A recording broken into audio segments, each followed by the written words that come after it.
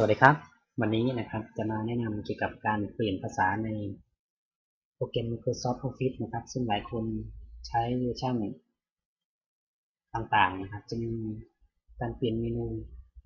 จากภาษาไทยเป็นอังกฤษนะครับแต่เราไม่ทราบว่ามันอยู่ตรงไหนนะครับวันนี้เราจะลองมาปรับเปลี่ยนภาษาลองดูครับ ก่อนอื่นเลยเปิดโปรแกรม Microsoft Office ขึ้นมาก่อนนะครับเป็นเวอร์ชัน2007นะครับสังเกตว่าด้านบนเมนูนะครับเป็นภาษาไทยง่ายต่อการใช้งานแต่บางเครื่องนะครับจะเป็นเมนูภาษาอังกฤษทำให้บางคนไม่คุ้นเคยนะครับเราก็สามารถเปลี่ยนเป็นภาษา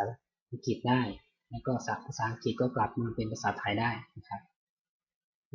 วิธีการเปลี่ยนก็คือง่ายมากนะครับเดียว ไปที่ Start นะครับเอาโปรแกรมไปหาคำว่า Microsoft Office นะครับเครื่องมือ Microsoft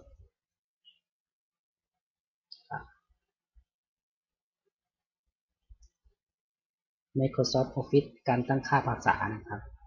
ตัวนี้นะครับคลิกเข้าไปเลยก็จะมีการตั้งค่าต่างๆนะครับเดี๋ยวผมจะลองตั้งค่าเป็นภาษาอังกฤษนะครับเราสามารถตั้งค่าได้ตรงนี้นะครับ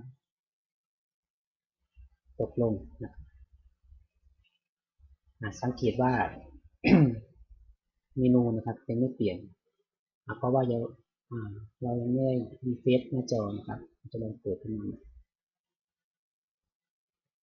จะเห็นว่าเมนูนะครับจะเป็นภาษาอังกฤษแต่ถ้าเราไม่ต้องการภาษาอังกฤษแล้วก็เปลี่ยนกลับไปกลับมาได้เช่นเดิมไปที่ Start เช่นเดิมนะครับ Microsoft Office เครื่องมือ Microsoft Office นะครับ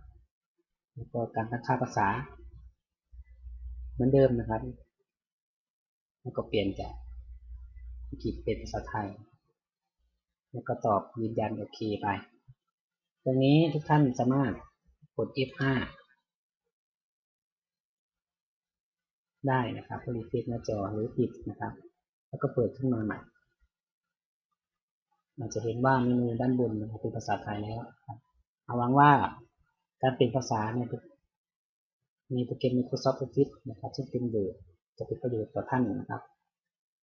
สำหรับการนำเสนอก็ขอจบเพียงเท่านี้นะครับขอบคุณครับ